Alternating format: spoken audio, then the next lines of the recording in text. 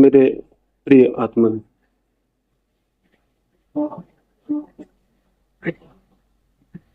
एक छोटी सी कहानी से मैं आज की चर्चा प्रारंभ करना चाहूंगा।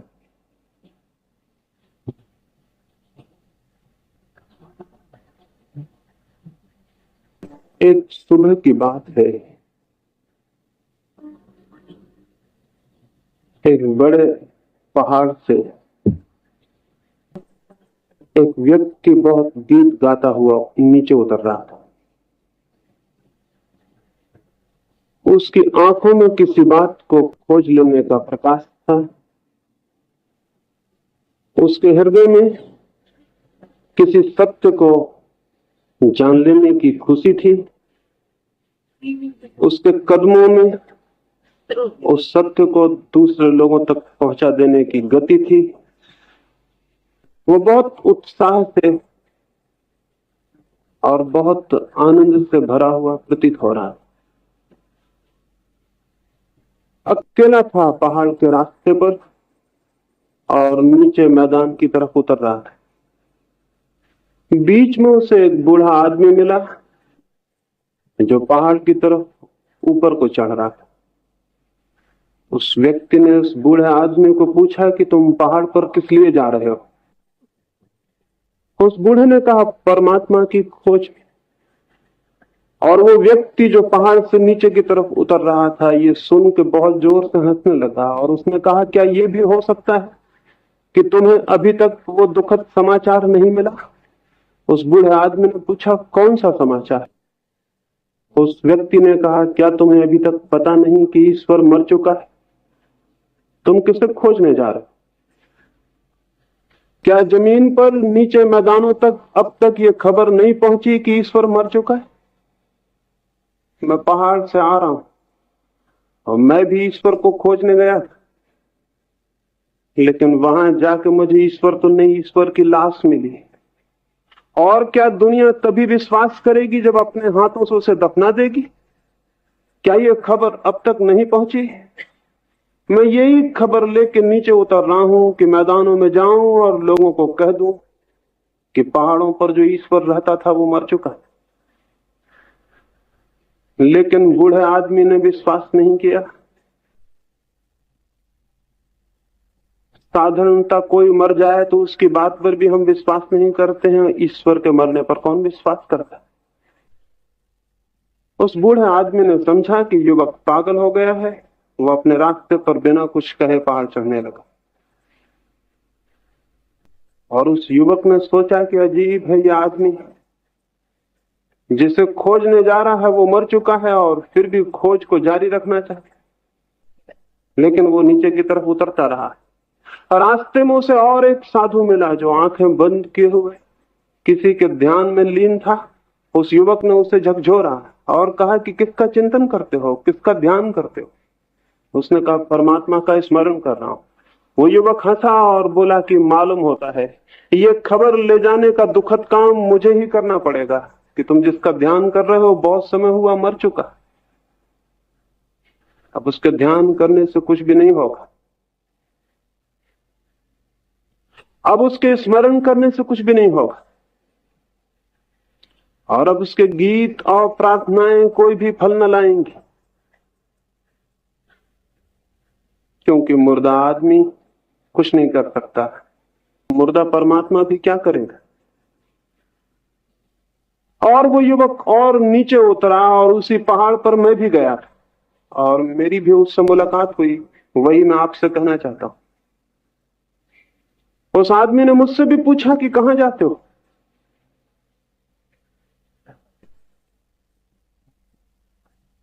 इसके पहले कि मैं उसको कोई उत्तर देता, मैंने भी उससे पूछा, तुम कहां जाते हो? उसने कहा, एक खबर मेरे पास है, उसे दुनिया को मुझे कहना। और उसने मुझसे कहा कि ईश्वर मर गया है, तुम्हें पता चला? मैंने उस आदमी को कहा कि मेरे पास भी एक खबर है और वो मुझे भी दुनिया को कहनी। और क्या तुम्हें पता है कि जो ईश्वर मरा वो ईश्वर था ही नहीं है? एक झूठा ईश्वर मर गया है। कुछ लोग उस झूठे ईश्वर के जिंदा होने के ख्याल में हैं और कुछ लोग उस झूठे ईश्वर के मर जाने के ख्याल में हैं। लेकिन जो सच्चा ईश्वर था वो अब भी है और हमेशा रहेगा। तो मैंने उससे कहा कि तुम एक खबर दुनिया को कहना चाहते हो और मैं भी एक खबर कहना चाहता हूं कि जो मर गया है वो सच्चा ईश्वर नहीं था। क्योंकि जो मर सकता है वो जीवित ही न रहा होगा। जीवन का मृत्यु से कोई भी संबंध नहीं। जहां जीवन है वहां मृत्यु नहीं है, और जहां मृत्यु हो जानना कि जीवन भ्रामक था और झूठा था, कल्पित था। मृत्यु ही सत्य थी। वो जो मरा हुआ है वही केवल मरता है, जो जीवित है उसके मरने की कोई संभावना नहीं। जीवन के मर जाने से ज्यादा असंभव और कोई बात नहीं हो सकती।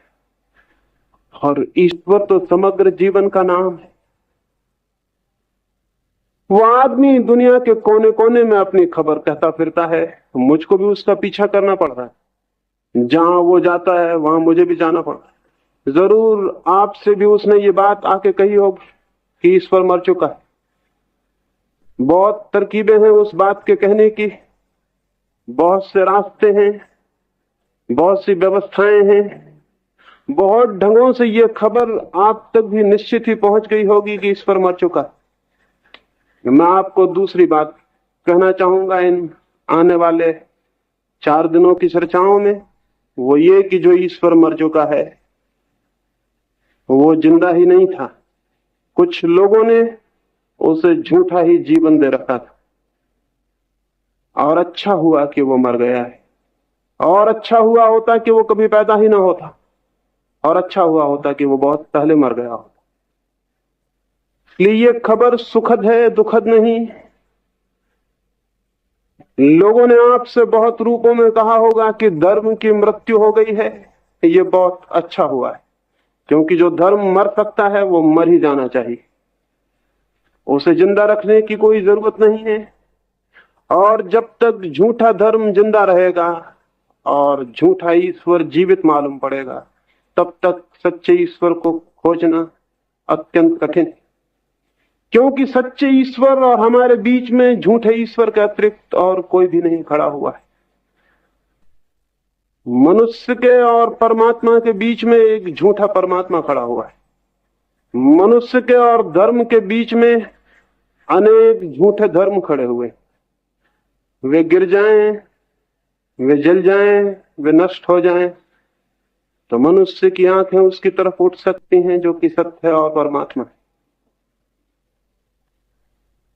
कौन सा ईश्वर झूठा ईश्वर है? मंदिरों में जो पूजा जाता है वो ईश्वर झूठा है। वो इसलिए झूठा है कि उसका निर्माण मनुष्य ने किया है। मनुष्य ईश्वर को बनाए, इससे ज्यादा झूठी और कोई बात नहीं हो सकती। ईश्वर ने मनुष्य को बनाया होगा, ये तो हो भी सकता है, लेकिन ये कैसे हो सकता है कि मनुष्य और ईश्वर को बना ले? लेकिन जितने प्रकार के मनुष्य हैं उतने ही प्रकार के ईश्वर हमने निर्मित कर लिए, और जितने प्रकार के मनुष्य हैं उतने ही प्रकार के मंदिर हैं, उतने ही प्रकार की मस्जिदें हैं, उतने ही प्रकार के गिरजाघर हैं, और न मालूम क्या। हम सब ने मिलकर न मालूम कितने प्रकार के ईश्वर ईजाद कर लिए। ये ईश्वर निश्चित ही झूठे हैं। ईश्वर ईजाद नहीं किया जा सकता, इन्वेंट नहीं किया जा सकता। कोई उसे न तो पत्थर के द्वारा निर्मित कर सकता है, और न शब्दों के द्वारा, और न रंगों के द्वारा, और न रेखाओं के द्वारा। क्योंकि जो भी हम निर्मित कर सकेंगे वो हमसे भी कच्चा और हमसे भी ज्यादा झूठा और हमसे भी ज्यादा क्षणभंगुर होगा। मनुष्य ईश्वर निर्मित नहीं कर सकता, लेकिन ईश्वर को उपलब्ध कर सकता है। मनुष्य ईश्वर की इजाद नहीं कर सकता, लेकिन ईश्वर का आविष्कार कर सकता है। इन्वेंट तो नहीं कर सकता, डिस्कवर कर सकता है।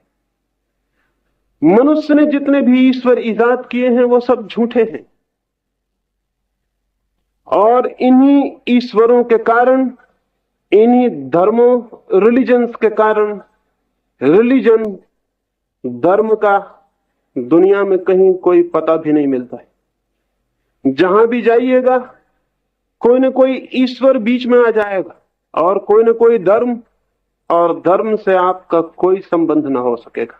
हिंदू बीच में आ जाएगा, ईसाई और मुसलमान और जैन और बौद्ध, कोई ना कोई बीच में आ जाएगा, कोई ना कोई दीवार खड़ी हो जाएगी, कोई ना कोई पत्थर बीच में अटक जाएगा और द्वार बंद हो जाएंगे। और ये द्वार परमात्मा से तो मनुष्य को तोड़ते ही हैं, मनुष्य को भी मनुष्य से तोड़ देते हैं। मनुष्य को अलग करने वाला कौन? एक मनुष्य और दूसरे मनुष्य के बीच कौन सी दीवारें? पत्थर की, मकानों की? नहीं, मंदिरों की, मस्जिदों की, धर्मों की, शास्त्रों की, विचारों की। ये दीवारें हैं जो एक एक मनुष्य को दूसरे मनुष्य से अलग किए हुए। और स्मरण रहे कि जो दीवारें मनुष्य और मनुष्य को ही दूर कर देती हों, वे दीवारें मनुष्य को परमात्मा से कैसे मिलने देंगी? यह असंभव है, यह असंभव है। अगर मैं आपसे दूर हो जाता हूं तो यह कैसे संभव है कि जो चीज मुझे आपसे दूर कर देती हो वो मुझे उससे जोड़ दे जो कि सबका नाम? ये संभव नहीं। लेकिन इसी तरह का ईश्वर, इसी तरह का धर्म हजारों हजारों वर्षों से मनुष्य के मन पर छाया हुआ है। और यही कारण है कि 5-6 हजार वर्षों के निरंतर चिंतन, मनन और ध्यान के बाद जीवन में धर्म का कोई अवतरण नहीं हो सका।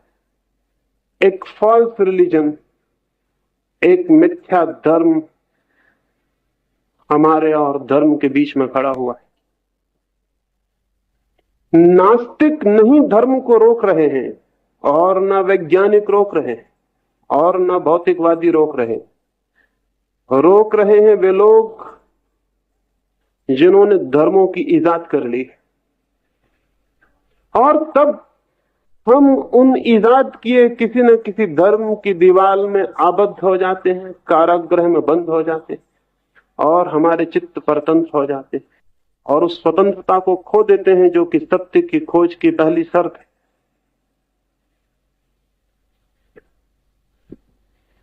ऐसा ईश्वर मर गया, मर जाना चाहिए। न मरा हो तो जिन लोगों को भी ईश्वर से प्रेम है उन्हें सहायता करनी चाहिए कि वो मर जाए, उसे दफना दिया जाना चाहिए। अगर समय रहते ये न हो सका तो सच्चे धर्म के अभाव में मनुष्य जाति का क्या होगा ये कहना बहुत कठिन है, और बहुत दुर्भाग्यपूर्ण भी है वो घोषणा करनी। और उस दिन की कल्पना भी मन को कपाने वाली। आज भी मनुष्य का क्या हो गया है? आज भी मनुष्य क्या है? अगर पशु पक्षियों में होश होगा तो वह आदमी को देख के जरूर हंसते होंगे, उन्हें हंसी आती होगी। डार्विन ने कुछ वर्षों पहले लोगों को समझाया कि मनुष्य जो है वो बंदर का विकास। लेकिन एक बंदर ने मुझे बताया है कि मनुष्य जो है वो बंदर का पतन है। डार्विन समझ नहीं पाए। बंदर हंसते हैं आदमी पर और सोचते हैं कि ये उनका पतन। ये कुछ बंदर भटक गए हैं और आदमी हो गए। डार्विन को ख्याल था कि ये बंदरों का विकास है, ये केवल आदमी के अहंकार की भूल है। एक बंदर ने मुझे ही बताया, ये जो आदमी की आज स्थिति है ये कल और क्या होगी, और कौन इसे इस स्थिति को ऐसा बनाए हुए है। स्मरण रखिए, बीमारियों से भी ज्यादा घातक वे दवाइयां हो जाती हैं जो झूठी हों। स्मरण रखिए, समस्याओं से भी ज्यादा खतरनाक वे समाधान हो जाते हैं जो कि सच्चे न हो।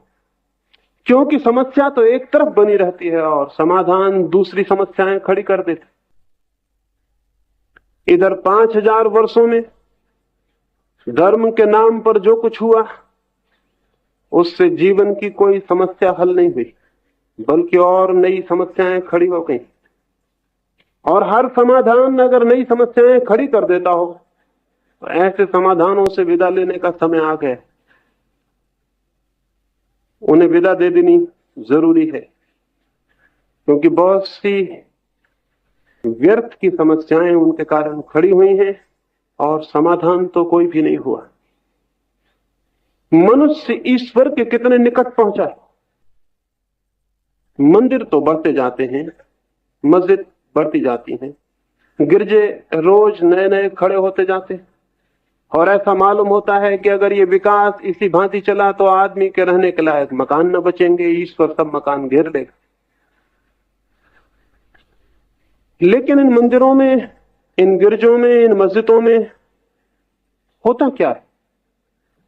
क्या मनुष्य के जीवन से कोई ईश्वर का संबंध वहां पैदा होता है? क्या मनुष्य के जीवन में कोई क्रांति वहां घटित होती है? क्या मनुष्य के जीवन का दुख और अंधकार वहां दूर होता है? क्या मनुष्य के जीवन की हिंसा और घृणा वहां समाप्त होती है? क्या मनुष्य के जीवन में प्रेम और प्रार्थना के गीत वहां पैदा होते हैं? क्या कोई सौंदर्य और क्या कोई सौंदर्य के फूल मनुष्य के हृदय पर वहां पैदा होते हैं, बनते हैं और निर्मित होते हैं? नहीं, बिल्कुल नहीं।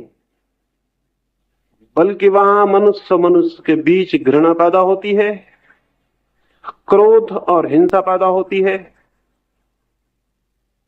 आज तक जितना संघर्ष, युद्ध और खूनपात मंदिरों के और मूर्तियों के नाम पर हुआ है, और किस चीज के नाम पर हुआ है? और मनुष्य की जितनी हत्या मनुष्यों के द्वारा निर्मित धर्म स्थानों को लेकर हुई है, और किस बात से हुई? अगर हम अब भी इस बात को कहे चले गए कि हम इन्हीं स्थानों को धर्म स्थान मानते रहेंगे, तो निश्चित मानिए धर्म के अवतरण की फिर कोई संभावना नहीं। एक छोटी सी कहानी मुझे स्मरण आती है, वो मैं आपसे कहूं। एक चर्च के द्वार पर सुबह सुबह एक आदमी ने आके दस्तक लगाई। मैं तो उसे आदमी कह रहा हूं, लेकिन चर्च में जो लोग रहते थे वो उसे आदमी नहीं समझते थे, क्योंकि मंदिरों ने आदमियों और आदमियों में फर्क पैदा कर रखा है। वह आदमी काले रंग का था, और जिनका मंदिर था और जिनका परमात्मा था वो सफेद रंग के लोग। मंदिर के पुरोहित ने उस काले आदमी को कहा, यहां कैसे आए? उसने कहा, मैं परमात्मा की खोज में आया हूं। पुरोहित ने उसे नीचे से ऊपर तक देखा, काला आदमी और सफेद आदमियों के परमात्मा के मंदिर में आए, ये बिल्कुल समझ में आने वाली बात नहीं। लेकिन पुराने दिन होते तो उसने तलवार निकाली होती और उसे कहा होता, यहां से हट जाओ, तुम्हारी छाया पड़नी भी खतरनाक है। लेकिन दिन बदल गए और भाषाएं बदल गईं। उस पुरोहित ने बहुत प्रेम से कहा और कहा, मेरे भाई, मंदिर में आने से क्या होगा? जब तक तुम्हारा हृदय शांत ना हो और तुम्हारा मन विकारों से मुक्त ना हो, तब तक मंदिर में आके क्या करोगे? परमात्मा तो केवल उन्हें मिलता है जिनके हृदय शांत होते हैं और विकार से मुक्त होते हैं। तो तुम जाओ, पहले हृदय को पवित्र करो, फिर आना। उस पुरोहित ने सोचा होगा, न होगा हृदय पवित्र और न ये वापस आएगा। लेकिन ये बात उसने सफेद चमड़ी के लोगों से कभी भी नहीं कही थी। ये तो इस आदमी को इस मंदिर से दूर रखने का उपाय है। वो काला आदमी चला गया। कई महीनों के बाद रास्ते के चौराहे पर उस पुरोहित को वो दिखाई पड़ा। वो बहुत मगन, बहुत आनंदित और उसकी आंखों में कोई रोशनी झलकती थी। उस पुरोहित ने पूछा कि तुम दोबारा नहीं आए? उसने कहा कि मैं क्या करता, मैंने मन को पवित्र करने की कोशिश की, मुझसे जो बन पड़ता था वो मैंने किया, मैं शांत हुआ, मैंने एकांत खोजा, और एक दिन रात परमात्मा ने मुझे सपने में दर्शन दिए और उसने कहा कि तू किस लिए पवित्र होने की कोशिश कर रहा?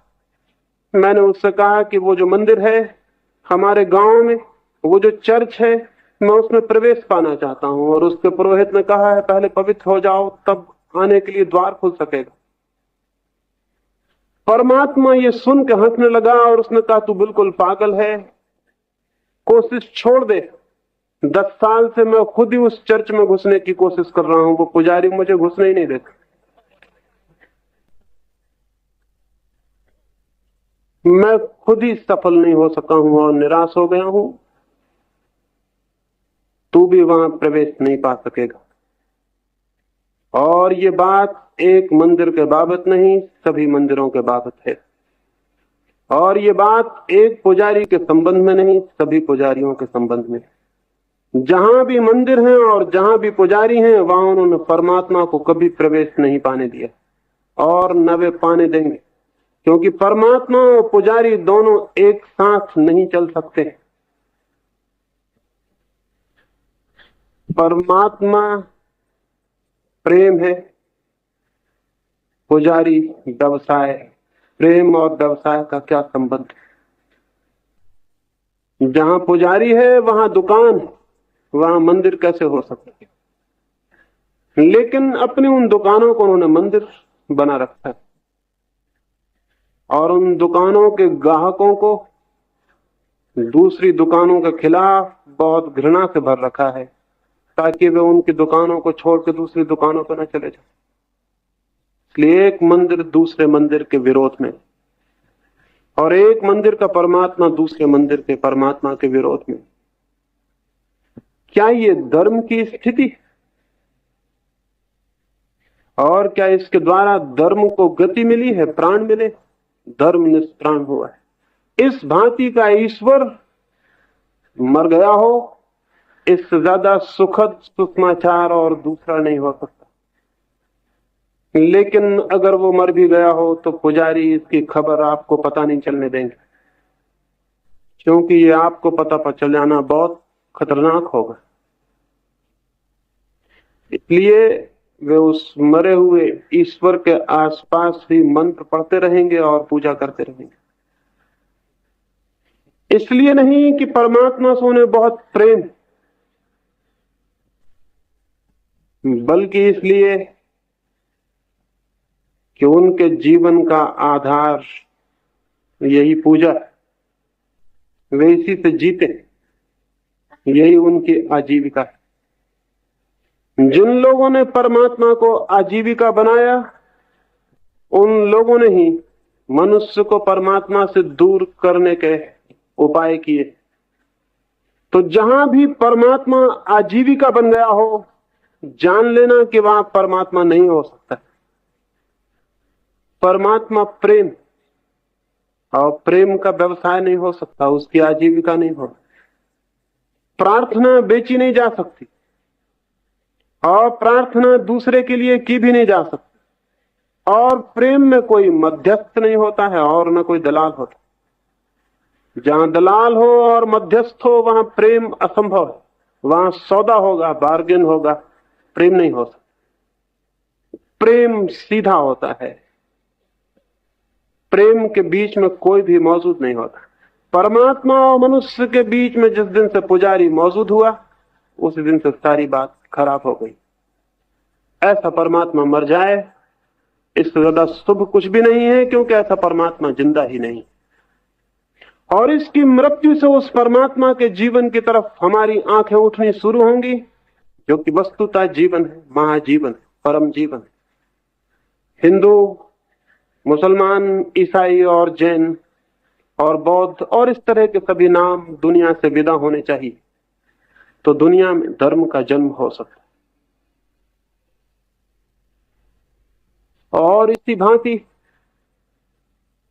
शास्त्रों, शब्दों और सिद्धांतों का ईश्वर भी मर गया, और वो भी सच्चा ईश्वर नहीं। सब शास्त्र और सिद्धांत मनुष्य के चित्त और बुद्धि के अनुमानों से ज्यादा नहीं। वे अंधेरे में फेंके गए उन तीरों की भांति हैं जो लग भी जाते हो तो भी उनके लगने का कोई अर्थ नहीं, उनका लग जाना बिल्कुल संयोगिक। मनुष्य सोचता रहा है, जीवन में जहां जहां अज्ञान है और अंधेरा है, मनुष्य विचार करता रहा, अनुमान करता रहा है। अनुमानों के बहुत शास्त्र सारी जमीन पर इकट्ठे हो गए। इन अनुमानों में, इन कल्पनाओं में, इन धारणाओं में कोई सत्य नहीं है, कोई ईश्वर नहीं है। क्योंकि ईश्वर का अनुभव तो वहीं शुरू होता है जहां सब अनुमान, सब विचार, सब धारणाएं शांत हो जाती। जहां चित्त मौन और निर्विचार को उपलब्ध होता है, वहीं वो सत्य को जानने में समर्थ होता है। जहां सारे शास्त्र शून्य हो जाते हैं, वहीं उसका उद्घाटन होता है जो सत्य है। इसलिए शब्दों में जो भटके हों, शब्दों को जिन्होंने पकड़ रखा हो, शास्त्रों को जिन्होंने अपनी आत्मा समझ रखी हो, उनका सत्य से कोई संबंध न हो सकेगा। अनुमान करने में मनुष्य की बुद्धि प्रखर है, तीव्र है, और अनुमान के द्वारा अपने अज्ञान को ढक लेने में भी हम बहुत होशियार हैं। जहां जहां अज्ञान है, वहां वहां हम कोई अनुमान कर लेते, कोई कल्पना कर लेते, और धीरे धीरे उस कल्पना पर विश्वास करने लगते हैं। क्यों? क्योंकि उस कल्पना पर विश्वास करने से हमारे अज्ञान का बोध नष्ट हो जाता है। हमें लगता है कि हम जानते। जिस मनुष्य को यह लगता हो कि मैं जानता हूं ईश्वर को, वो ईश्वर को कभी ना जान सकेगा।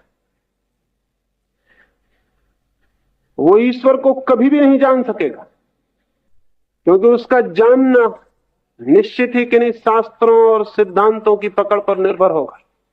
कुछ उसने सीख लिया होगा, कुछ उसने समझ लिया होगा, कुछ उसने स्मरण कर लिया होगा, वही उसका ज्ञान बन गया होगा। ऐसा ज्ञान नहीं, बल्कि ऐसा अज्ञान कि मैं जीवन सत्य के संबंध में कुछ भी नहीं जानता हूं। इस बात का बोध कि मुझे जीवन सत्य के संबंध में कुछ भी पता नहीं, कुछ भी ज्ञात नहीं, ऐसी इग्नोरेंस का स्पष्ट एहसास, ऐसी प्रतीति कि मुझे पता नहीं है, मनुष्य के चित्त को शब्दों के भार से मुक्त कर देती, और वो मौन पैदा होता है जो उसे जानने की तरफ ले जा सकता है। किसी ने ये घोषणा कर दी एथेंस में कि सुकरात सबसे बड़ा ज्ञानी। लोग सुकरात के पास गए और उन्होंने सुकरात से कहा कि लोगों ने घोषणा की है कि तुम सबसे बड़े ज्ञानी हो। सुकरात हंसा और उसने कहा, उनसे जाओ और कहना कि जब मैं युवा था तो मुझे ऐसा भ्रम था कि मैं ज्ञानी। फिर जैसे जैसे मेरी उम्र बढ़ी, मेरा ज्ञान बिखरता गया और पिघलता गया और बह गया। अब जबकि मैं मौत के करीब आ गया हूं, और अब जब मुझे कोई भी किसी से डर नहीं है, मैं एक सच्ची बात कह देना चाहता हूं कि मैं कुछ भी नहीं जानता हूं। जाओ और उन लोगों को कह दो कि सुकरात तो कहता है कि वो महा अज्ञानी। वे लोग गए और उन्होंने जाके, जो लोग इसकी घोषणा गांव में करते फिरते थे, उनसे जाके कहा कि सुकरात तो कहता है वो महाज्ञानी है। उन्होंने कहा इसीलिए तो हम कहते हैं कि उसको परम ज्ञान उपलब्ध हुआ, क्योंकि जो ये कहने में समर्थ हो गया और जो इस सत्य को जानने में समर्थ हो गया है कि मैं कुछ भी नहीं जानता हूं, इस शांत और मौन, इस इनोसेंट, इस निर्दोष स्थिति में ही जानने के द्वार खोल सकते। जिसको ये ख्याल हो कि मैंने जान लिया है, उसका तो अहंकार और मजबूत हो जाएगा। ज्ञानियों के अहंकार से ज्यादा बड़ा अहंकार और किसी का भी नहीं होता। उनकी तो ईगो उनका तो मैं भाव कि मैं कुछ हूं और भी प्रबल हो जाए, और जिसको ये वहम हो जाए कि मैं हूं, वो परमात्मा से नहीं मिल सकेगा। क्योंकि परमात्मा में मिलने की पहली शर्त यह है कि जैसे बूंद अपने को सागर में खो देती है, ऐसे ही कोई अपने अहंकार को सर्व के साथ निमज्जित कर दे, सर्व के साथ खो दे। वो जो चारों तरफ फैला हुआ विस्तार है, वो जो असीम और अनंत सत्ता है चारों ओर, उसमें अपने को डुबा दे और खो दे। सुकरात ने कहा कि मैं महा अज्ञानी। क्या आप भी किसी क्षण में इस बात को अनुभव कर पाते हैं कि आप महा अज्ञानी हैं? अगर कर पाते हैं तो किसी न किसी दिन परमात्मा वो क्षण निकट लाएगा जब ज्ञान का जन्म हो सके। लेकिन अगर आप भी अपने मन में ये दोहराते हो कि मैं जानता हूं, तो स्मरण रखना, ये जानने का भ्रम कभी भी नहीं जानने देगा। ज्ञानियों का ईश्वर मर गया है। उनका ईश्वर जिनको ये ख्याल है कि हम जानते, पंडितों का ईश्वर मर गया है। अब तो उन लोगों के ईश्वर के लिए इस जगत में जगह होगी जिनके हृदय बच्चों की तरह सरल हों और जो ये कह सकें कि हम नहीं जानते, और उस न जानने के बिंदु से जिनकी खोज शुरू हो सके, जो न जानने के स्थान से खोज कर सकें और यात्रा कर सकें। सच तो यह है, इंक्वायरी, कोई भी खोज तभी प्रारंभ होती है जब न जानने का भाव गहरा और प्रबल हो जाए। जब जानने का भाव गहरा हो जाता है तो खोज बंद हो जाती है, टूट जाती है, समाप्त हो जाती है। लेकिन हम सभी लोग कुछ ना कुछ जानने के ख्याल में,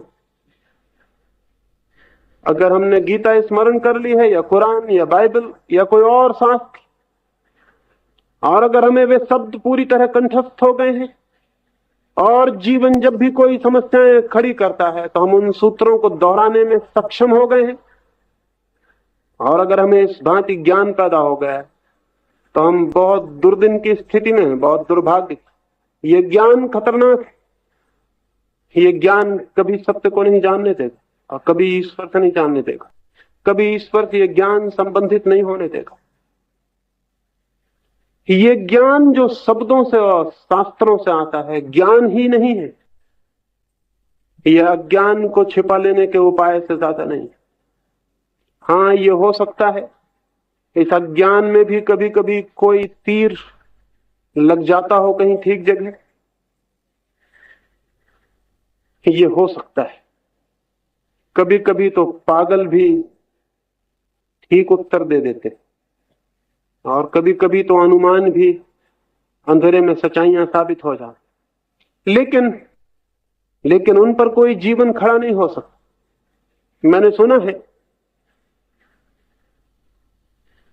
एक गांव में एक स्कूल के निरीक्षण के लिए एक इंस्पेक्टर आए। खबर उसके पहले ही गांव में आ गई थी कि उस इंस्पेक्टर का दिमाग खराब हो गया। लेकिन सरकारी काम था, और जैसे कि सभी सरकारी काम होते हैं, ये खबर मिल जाने पर भी कि उसका दिमाग खराब हो गया, अभी उसकी चिकित्सा की व्यवस्था होने में काफी देर थी, या उसे नौकरी से निवृत्त करने में भी अभी काफी देर। वो पागल हो गया, लेकिन अपने काम को जारी रखे हुए, बल्कि और भी मुस्तैदी से। पागल काम करने में बड़े कर्मठ हो जाते, वो जो भी करते हैं पूरी ताकत से करते। वो और भी जोर से निरीक्षण करने लगा था। अब वो बैठते नहीं था घर पर, वो गांव गांव निरीक्षण करता घूमता था, और हर स्कूल के रजिस्टर में उस स्कूल का रिकॉर्ड खराब करता था, क्योंकि उसके प्रश्नों के उत्तर देने बिल्कुल असंभव थे। वो उस गांव में भी आया जिसकी मैं बात कर रहा हूं। उस गांव का अध्यापक डरा हुआ था, प्रधान अध्यापक डरा हुआ था, बच्चे डरे हुए थे कि क्या होगा। वो आया, और जो सबसे बड़ी कक्षा थी उस स्कूल की, उसमें जाकर उसने कुछ प्रश्न पूछे। सबसे पहले उसने ये कहा कि जो प्रश्न मैं पूछ रहा हूं इसका कोई भी अब तक उत्तर नहीं दे पाया। अगर तुम बच्चों में से किसी ने भी इसका उत्तर दे दिया तो फिर मैं दूसरा प्रश्न नहीं पूछूंगा, क्योंकि एक चावल को ही परख लेना काफी होता, बाकी चावलों के पके होने का पता चल जाता। अगर तुम इसका उत्तर न दे सके तो मैं और प्रश्न भी पूछूंगा, लेकिन वो फिर इससे भी ज्यादा कठिन। उसने प्रश्न पूछा, उसने पूछा कि दिल्ली से एक हवाई जहाज कलकत्ते की तरफ उड़ा, वो घंटे भर में 200 मील चलता है, तो क्या तुम हिसाब लगा के बता सकते हो कि मेरी उम्र क्या है? सारे बच्चे घबरा गए।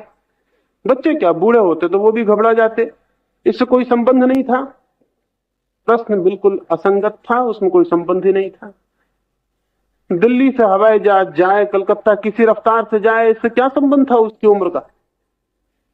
लेकिन बड़ी और हैरानी की बात हुई, एक बच्चे ने हाथ हिलाया उत्तर देने के लिए। तब तो अध्यापक और प्रधान अध्यापक और भी हैरान हुए। उसका प्रश्न तो पागलपन का था, लेकिन एक बच्चा उत्तर देने को भी राजी था। जब उसने हाथ हिलाया था, इंस्पेक्टर बहुत खुश हुआ और उसने कहा कि यह पहला मौका कि ऐसा बुद्धिमान बच्चा मुझे मिला जिसने हाथ हिलाया उत्तर देने के लिए। खड़े हो और उत्तर दो। उस बच्चे ने कहा, ये उत्तर मैं ही दे सकता हूं, और आप सारी जमीन पे घूम लेते तो भी ये उत्तर नहीं मिल सकता। जैसे आपका प्रश्न आप ही कर सकते हैं, ये उत्तर भी सिर्फ मैं ही दे सकता हूं। उसने कहा कि कितनी है मेरी उम्र? उस लड़के ने कहा, आपकी उम्र 44 वर्ष। वो इंस्पेक्टर हैरान हो गया, उसकी उम्र 44 वर्ष थी। उसने कहा, किस विधि से तुमने ये गणित हल किया? उसने कहा, बहुत आसान है। मेरा बड़ा भाई आधा पागल है, उसकी उम्र 22 वर्ष।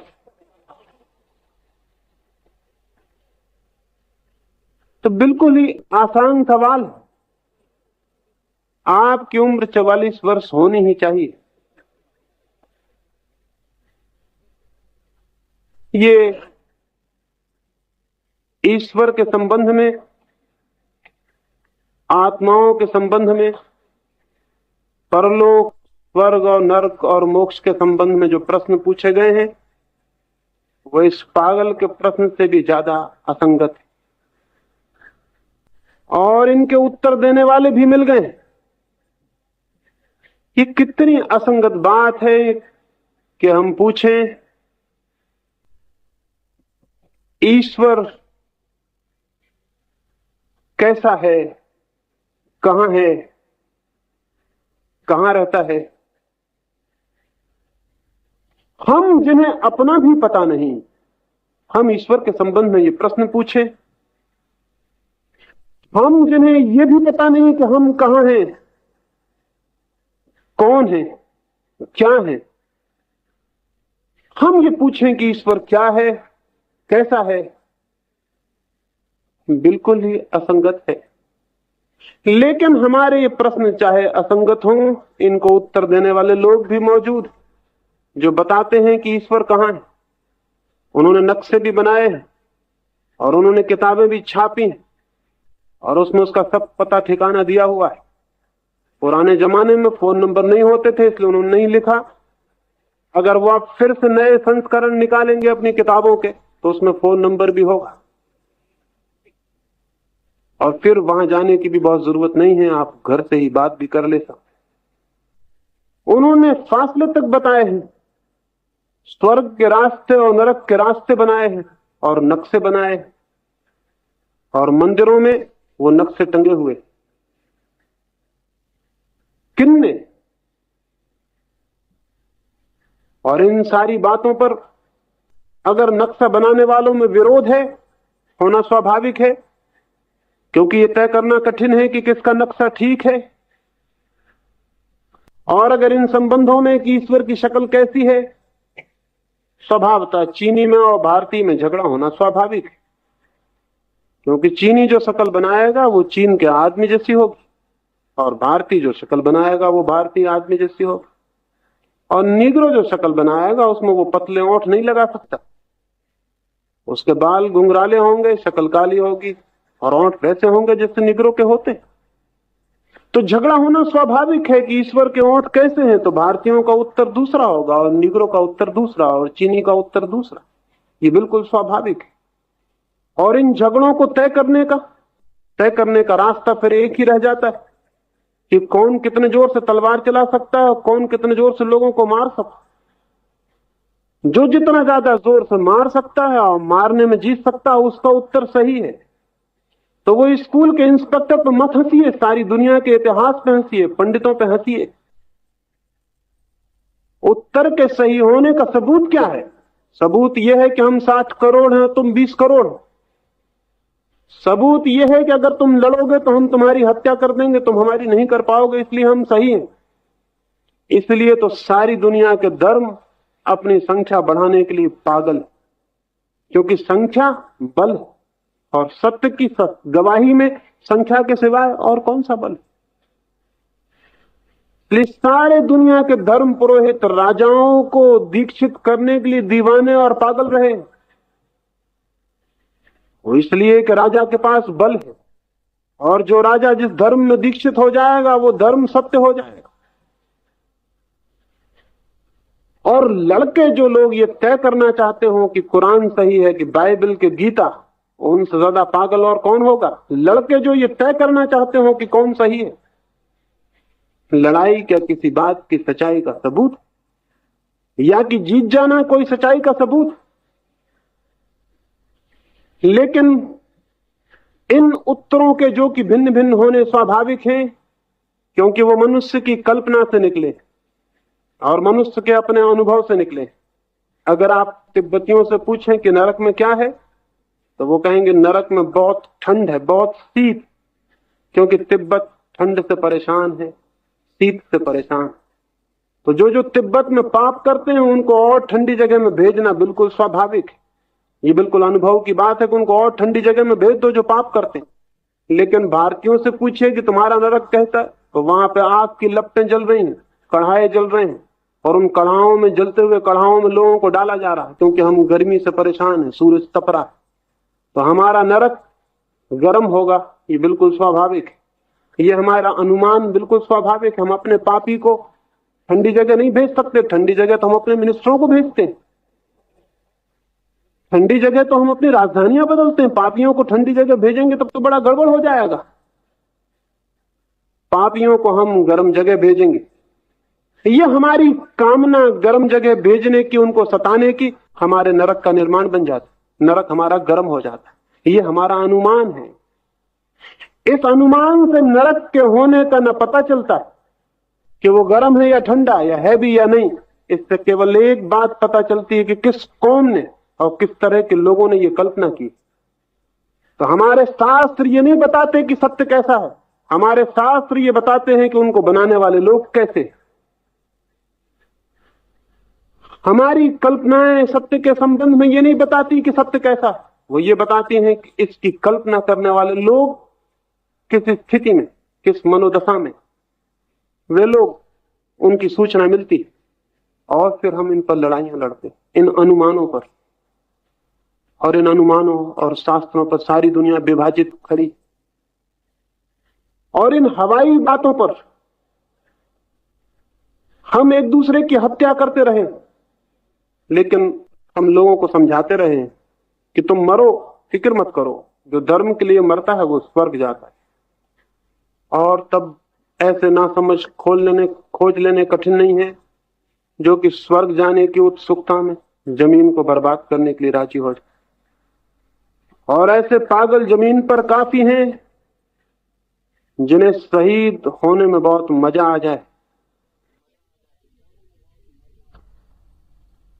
और ये सारा हमारा इतिहास ऐसे झूठे ईश्वरों के आसपास इर्द गिर्द निर्मित हुआ है, शब्दों के आसपास, अनुमानों के आसपास, सत्य के निकट नहीं। सत्य के निकट कोई संगठन खड़ा नहीं हो सकता। संगठन हमेशा झूठ के करीब ही खड़े हो सकते हैं। सत्य के इर्द गिर्द कोई संगठन, कोई ऑर्गेनाइजेशन खड़ा नहीं हो सकता इसलिए कि सत्य का अनुभव अत्यंत वैयक्तिक है, समूह से उसका कोई संबंध नहीं। 10 आदमी इकट्ठे बैठ के सत्य का अनुभव नहीं कर सकते, भीड़ से उसका कोई वास्ता नहीं। एक व्यक्ति अपने एकांत में, तन्हाई में, अकेलेपन में अपने भीतर डूबता, शांत होता है, मौन होता है और उसे जानता है। व्यक्ति और व्यक्ति ही केवल सत्य को जानते हैं, समूह और समाज नहीं। इकट्ठे होकर सत्य को नहीं जाना जा सकता, इकट्ठे होकर संगठन बनाया जा सकता, लेकिन इकट्ठे होकर धर्म को नहीं पाया जा सकता। संगठनों का ईश्वर मर गया, मर जाना चाहिए, लेकिन धर्म का ईश्वर वो बात ही और है। वही अकेला जीवन, वही अकेला जीवन, उसके अतिरिक्त तो सब मृत है, उसके अतिरिक्त तो कुछ है ही नहीं। उसको जानने के लिए संगठन में नहीं, साधना में जाना जरूरी है। साधना अकेले की बात है, संगठन भीड़ और समूह की। और हम सारे लोग अब तक धर्म को समूह और संगठन की बात समझते रहे। हम समझते हैं कि हिंदू हो जाना धार्मिक हो जाना, मुसलमान हो जाना, पारसी हो जाना धार्मिक हो जाना। कैसी पागलपन की बातें हैं। किसी एक संगठन के हिस्से हो जाने से कोई धार्मिक होता? धार्मिक होने का अर्थ ही कुछ उल्टा है इससे। संगठन का हिस्सा होकर कोई धार्मिक नहीं होता, बल्कि संगठनों से जो मुक्त हो जाता है वो धार्मिक हो जाता। समाज का हिस्सा होकर कोई धार्मिक नहीं होता, लेकिन अपने चित्त में जो समाज से परिपूर्णतया स्वतंत्र हो जाता है वही धार्मिक होता है। समाज और संगठन में तो हम किन्हीं और कारणों से इकट्ठे होते, किसी भय के कारण, किसी सुरक्षा के लिए, किसी घृणा के लिए, किसी से लड़ने के लिए इकट्ठे होते। इस भय के कारण कि मैं अकेला बहुत कमजोर हूं, मैं 10 लोगों के साथ हो जाऊं। एक फकीर को, मंसूर को फांसी लगाई जा रही, लोग उसके हाथ काट रहे थे, लाखों लोग इकट्ठे थे और पत्थर फेंक रहे थे, और वही व्यवहार कर रहे थे जो ईश्वर के आदमी के साथ हमेशा तथाकथित धार्मिक लोग करते हैं।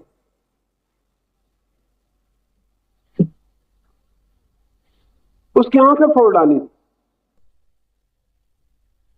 उसके पैर काट डाले, उस पर पत्थर फेंक रहे, लेकिन वो मुस्कुरा रहा और वो परमात्मा से प्रार्थना कर रहा। लेकिन तभी एक फकीर ने भी, जो उस भीड़ में खड़ा, एक मिट्टी का ढेला उठा के उसकी तरफ फेंका। मंसूर अब तक मुस्कुरा रहा था, उसकी आंखें फोड़ दी गई थी, उनसे खून बह रहा था, उसके पैर काट दिए गए, वो मरने के करीब, उस पर पत्थर मारे जा रहे थे जो उसके शरीर को छत बिछत कर रहे, लेकिन वो हंस रहा था और उसकी आंखों, उसके होंठों पर, उसके हृदय में इस सारी पीड़ा और दुख के बीच भी प्रार्थना और प्रेम था। लेकिन एक मिट्टी का ढेला एक फकीर ने भी फेंका जो भीड़ में खड़ा था, और मंसूर रोने लगा। लोग बड़े हैरान हुए, और एक आदमी ने पूछा कि तुम्हें इतना सताया गया, तुम नहीं रोए, और एक छोटे से मिट्टी के ढेले को फेंकने से? उसने कहा, और सबको तो मैं सोचता था ना समझ हूं, इसलिए उनसे परमात्मा से उनके लिए प्रार्थना करता था, इसलिए मुझे कोई दुख नहीं था। लेकिन एक आदमी यहां खड़ा है, फकीर, वो वस्त्र पहने हुए है परमात्मा के, और उसने भी मुझे पत्थर मारा। तो मुझे हैरानी हुई, तो मेरी आंखों में आंसू आ गए कि जब फकीर भी पत्थर मारेगा फिर दुनिया का क्या होगा।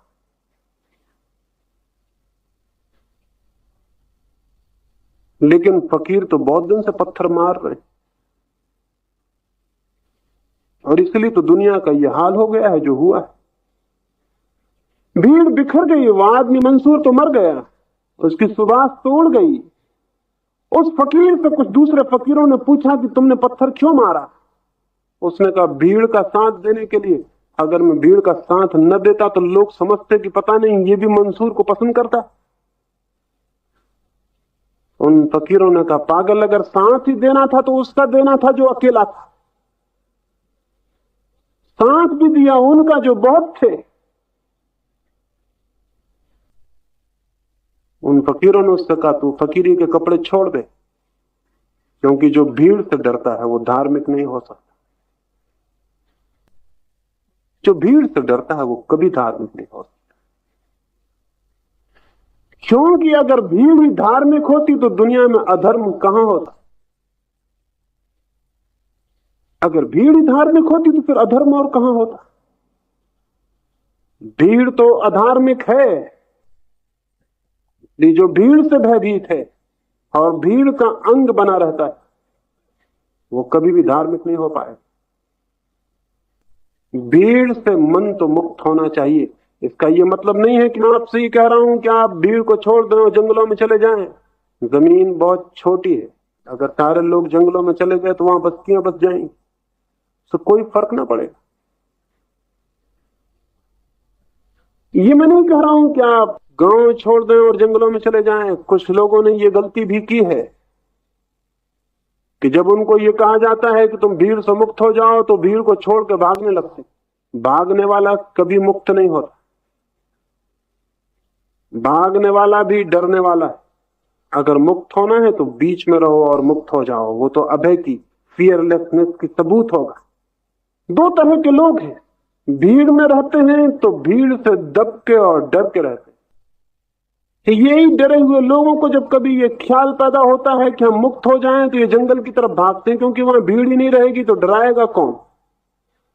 सवाल ये नहीं है कि डराने वाला ना हो, सवाल ये है कि आप डरने वाले न रहें। इसलिए जंगल जाने से कुछ भी नहीं होगा। जो जंगल भागते हैं भयभीत डरे हुए लोग, जिंदगी से भागने वाला धर्म सच्चा धर्म नहीं हो सकता। जिंदगी के बीच जहां जीवन चारों तरफ है वहीं मुक्त हुआ जा सकता है। मुक्त होने का मतलब कोई शारीरिक और बाह्य मुक्ति नहीं है। मुक्त होने का मतलब है मानसिक स्वतंत्रता। मुक्त होने का मतलब है मानसिक गुलामी को तोड़ देना। मुक्त होने का मतलब है भीड़ में जो विश्वास दिए हैं, जो बिलीफ दिए हैं, उनसे छूट जाना। भीड़ में जो बातें पकड़ा दी हैं, हिंदू होना, मुसलमान होना, इस मंदिर को पवित्र मानना, उस मंदिर को पवित्र नहीं मानना, ये जो बातें पकड़ा दी, ये जो शब्द पकड़ा दिए हैं, ये जो सिद्धांत पकड़ा दिए, इनसे मुक्त हो जाना और मन की उस स्वतंत्रता को पाके सत्य की निजी वैयक्तिक खोज शुरू करनी। जो व्यक्ति दूसरों से उधार सत्यों को स्वीकार करके चुप हो जाता है, उस आदमी की खोज सत्य के लिए नहीं, क्योंकि सत्य कभी भी उधार नहीं हो सकता, वो बारोड कभी भी नहीं हो सकता। जो भी चीज उधार ली जा सकती है वो संसार की होगी, और जो चीज कभी उधार नहीं पाई जा सकती वही केवल परमात्मा की हो सकती। परमात्मा को उधार नहीं लिया जा सकता। परमात्मा कोई ऐसी चीज नहीं है कि ट्रांसफरेबल हो, कि मैंने आपको दे दी, आपने किसी और को दे दी। जीवन में जो भी श्रेष्ठ, जीवन में जो भी सत्य, जीवन में जो भी सुंदर, जीवन में जो भी शिव, वो कुछ भी एक हाथ से दूसरे हाथ में नहीं दिया जा सकता। उसे तो सीधे स्वयं ही अपनी खोज, अपने प्राणों के आंदोलन, अपने हृदय की प्रार्थनाओं, अपने जीवन की प्यास से ही पाना होता है। वो निजी और वैयक्तिक खोज है। समूह का ईश्वर मर गया है, मर जाने दें, सहारा दें कि वो मर जाए। व्यक्ति का, एक एक इकाई का, एक एक मनुष्य का ईश्वर ही सच्चा ईश्वर हो सकता है। संगठन का ईश्वर गया है, जाने दें, उसे रोके ना, घबराए ना कि उसके जाने से दुनिया से धर्म चला जाएगा। उसके होने की वजह से दुनिया में धर्म नहीं आ सका, उसे जाने दें और उस ईश्वर की आकांक्षा करें, उस ईश्वर की अभीप्सा करें, उस ईश्वर के लिए प्रार्थना और प्रेम से भरें जो व्यक्ति का, इकाई का, समूह का और संगठन का नहीं। मर जाने दें हिंदू को, मुसलमान को, मर जाने दें जैन को, बौद्ध को, विदा हो जाने दें दुनिया से, कोई जरूरत नहीं है। एक एक व्यक्ति के ईश्वर को और एक एक व्यक्ति के धर्म को जन्म देना। समूह के ईश्वर में बड़ी सुविधा है। आपको बिना खोजे धार्मिक होने का मजा आ जाता है, बिना जाने जानने का सुख मिल जाता है। बिना धार्मिक हुए धार्मिक होने तो अहंकार तृप्त हो जाता है। रोज सुबह उठ के किसी मंदिर में हो आते और अकड़ से चलते हैं कि मैं धार्मिक हूं। रोज सुबह किसी उस किताब को उठा के पढ़ लेते हैं और जानते हैं कि मैं धार्मिक हूं।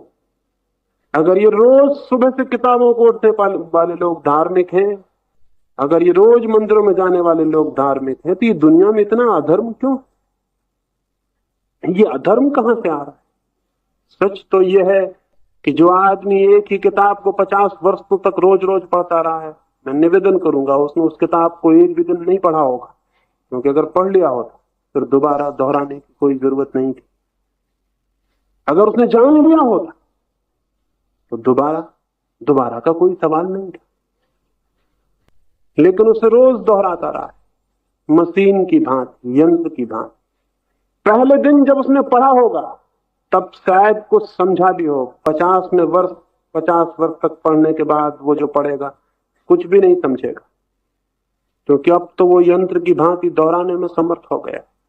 अब उसे किताब पढ़ने की जरूरत नहीं, अब तो उसके पास शब्द इकट्ठे हो गए हैं जिनको वो दोहरा ले सकता। हमारा धर्म इन शब्दों का और संगठनों का धर्म रह गया। ऐसे धर्म से मनुष्य के लिए कोई भविष्य नहीं। ऐसे धर्म को जाने दें। तो मैंने उस आदमी को उस पहाड़ पर कहा था, जरूर मर गया है ईश्वर, लेकिन ये चिंता की बात नहीं, ये खुशी का अवसर है, ये स्वागत के योग घटना है। क्योंकि इससे यह संभावना बनती है कि शायद हम इस ईश्वर को खोज सकें जो कि वस्तुता है, शायद हम उस धर्म को जान सकें, शायद हमारे प्राण उस धर्म की ओर गतिमान हो सकें जो कि जीवन को रूपांतरित कर दे, जिसके द्वारा जीवन प्रेम से और आनंद से भर जाए और आलोक से। तो हम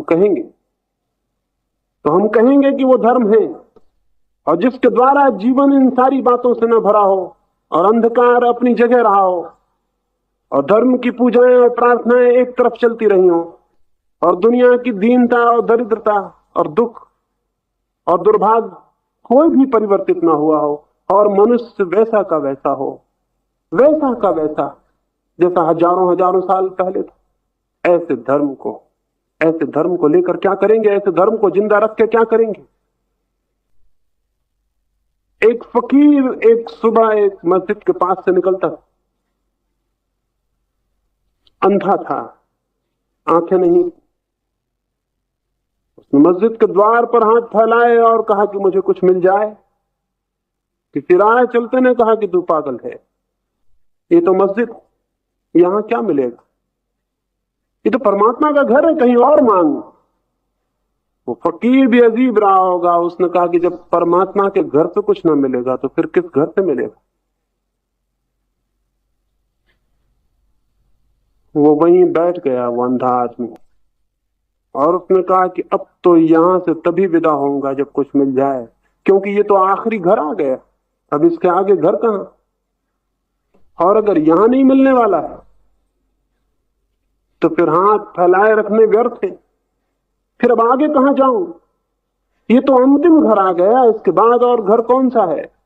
वो वहीं रुक गया। आंखें उसकी जरूर अंधी रही होंगी, लेकिन हमसे ज्यादा देखने की उसमें ताकत रही हो। उसने अपने हाथ उठा दिए। एक वर्ष वो उस द्वार से नहीं हटा। दिन आए गए, रातें आई गई, वर्षा आई बीत गई, मौसम आए और गए, चांद उगा और ढला। लोग हैरान थे। वो फकीर बैठा था, वहां बैठा था, कोई दे जाता था तो भोजन कर लेता था, कोई पानी दे जाता था तो पानी पी लेता था, लेकिन उस द्वार से नहीं हटा। और वर्ष पूरा होते होते एक दिन सुबह लोगों ने देखा कि वो नाच रहा, और उसकी अंधी आंखों में भी एक अद्भुत सौंदर्य की झलक मालूम हो रही, और उसके मुरझाए चेहरे में कोई नया जीवन आ गया। और उसने लकड़ी फेंक दी और वो नाच रहा, और वो कुछ गीत गा रहा, और वो की कृतज्ञता के शब्द बोल रहा। लोगों ने पूछा क्या हुआ है? उसने कहा अब ये मुझसे मत पूछो, अब मुझे देखो और समझो। आप ये मुझसे मत पूछो कि क्या हुआ है, अब मुझे देखो और समझो। मेरी अंधी आंखों में दिखाई पड़ने लगा। अब मैं देख रहा हूं तुमको नहीं, बल्कि उसको जो तुम्हारे भीतर। अब मैं देख रहा हूं उसको जिसकी खोज थी, और अब मैं देख रहा हूं कि कहीं कोई मृत्यु नहीं, और अब मैं देख रहा हूं कहीं कोई दुख नहीं,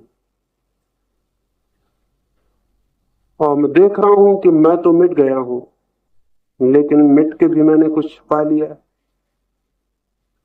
जो उससे बहुत ज्यादा बहुमूल्य है, जो मैंने खोया। मैंने ना कुछ खोया, मैंने सब कुछ पा लिया। लेकिन ये मुझसे मत पूछो। और लोगों ने देखा कि उससे पूछने की कोई भी जरूरत न थी। उसका आनंद कह रहा था, उसका संगीत कह रहा था, उसका गीत कह रहा था, उसका नृत्य कह रहा था। अगर दुनिया में धर्म होगा तो लोगों का आनंद कहेगा, लोगों का प्रेम कहेगा, लोगों के गीत कहेंगे। अभी तो लोगों के पास सिवाय आंसुओं के और कुछ भी नहीं, और उनके हृदय में सिवाय अंधकार के और कुछ भी नहीं, और उनके मस्तिष्क सिवाय सिवाय उलझन, तनाव और अशांति के किसी चीज से परिचित नहीं। ये जमीन के लोगों का हाल है। तो इस हालत में कैसे धर्म हो सकता है? इसलिए जो धर्म है वे धर्म नहीं होंगे। लोगों के आंसू इसका सबूत है, उनका अंधकार इसका सबूत है। तो ये आंसुओं और अंधकार वाला ईश्वर मर गया तो प्रकाश वाले ईश्वर का जन्म कैसे हो सकता है? ये आने वाली चर्चाओं में मैं आपसे बात करूंगा। लेकिन एक बात कह दूं, मेरी बातों से उसका जन्म नहीं हो सकता। मेरी बातें उसके लिए ज्ञान नहीं बन सकती। इसलिए और लोगों को आप सुनने जाते होंगे, वो देते होंगे आपको ज्ञान। मैं इन 3 दिनों